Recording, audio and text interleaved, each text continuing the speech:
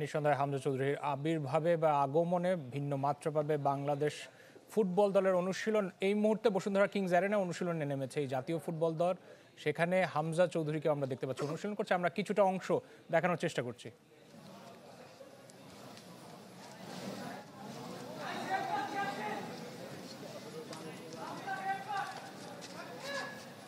একনল hand wash 100% paraben free, তাই নিরাপদ হাতের জন্য আস্থা রাখুন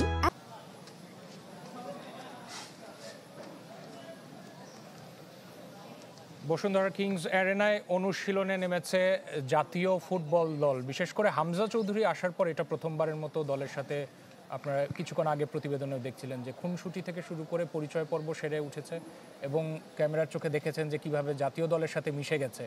যেহেতু তারা খুব স্বাভাবিকভাবে যেহেতু প্রফেশনাল ফুটবল খেলেন তারা, তো এটা বলার অপেক্ষা রাখে না যে কতটা এই ব্যাপারে তারা আগ্রহী এবং কতটা পটু।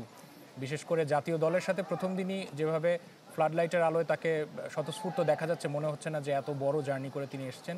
এছাড়া জামাল ভুঁইয়ার সাথে একই সাথে দেখা গেছে, বিশেষ করে ফুটবল প্রেমী যারা, তারা খুব অধীর আগ্রহে অপেক্ষা করেছিল এই দুই সুপারস্টারকে একই ফ্রেমে দেখার জন্য। তো সেটাই দেখতে পেয়েছে আজকে প্রথমবারের মতো।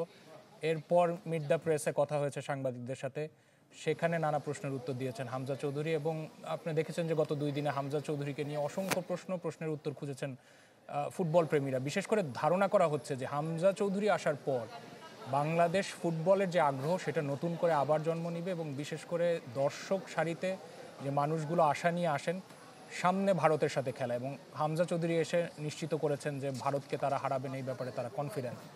যে কারণে দর্শকদের মধ্যে একটা নতুন করে উন্মাদনা এবং প্রত্যাশার পারদ কিন্তু আরেকটু চড়ে গেল। বসুন্ধরা কিংস অ্যারেনার চিত্র আমরা দেখাচ্ছি আপনাদেরকে। হামজা চৌধুরী আসার পর বাংলাদেশ ফুটবল দল প্রথমবারের মতো আজকে অনুশীলন করছে।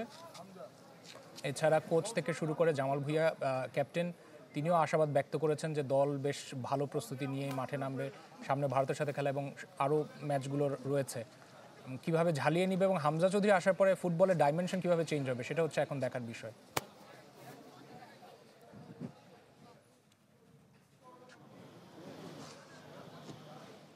প্রথম দিনে ফ্লাড লাইটের আলোয় খেলা চলছে আপাতত, তো বল পাসিং এর একটা অনুশীলন চলছে, টিম বন্ডিং এভাবে হয়। নিঃসন্দেহে তারা প্রফেশনাল, তারা ভালো করে জানেন যে কিভাবে হবে।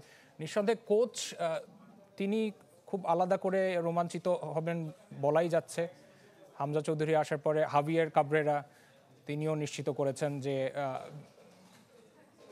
বাংলাদেশ সামনের দিনগুলো ভালো খেলবে। এবং রাত 8টায় স্পোর্টস 24-এর পর্দায় নিশ্চয়ই এই ব্যাপারে আরও খবর দেখতে পারবেন, সেটার আমন্ত্রণ এলো। সন্ধ্যা 7টার খবর দেখছেন এই মুহূর্তে আপনারা।